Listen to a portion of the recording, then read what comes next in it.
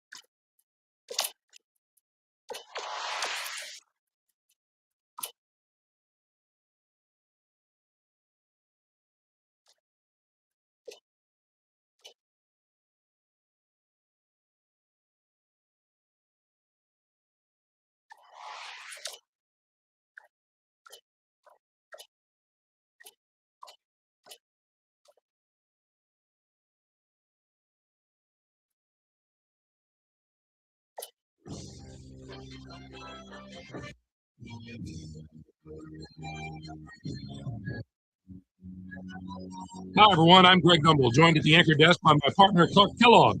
Next up on College Hoops Tonight, brought to you by State Farm, the #1 auto insurer. We'll unveil our choices for the top 10 mid-major teams in the NCAA, as well as tell you where the top recruit in the nation is headed. But first, let's take a look at the best games of the past week in college basketball.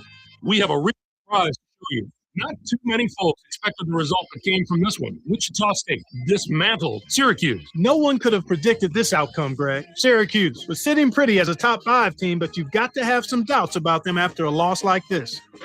But had a hot hand on the winning side. His 18 points led to threes from all over the place, Greg. In transition, in a half-court set, it didn't matter. He was letting them fly and watching them drop.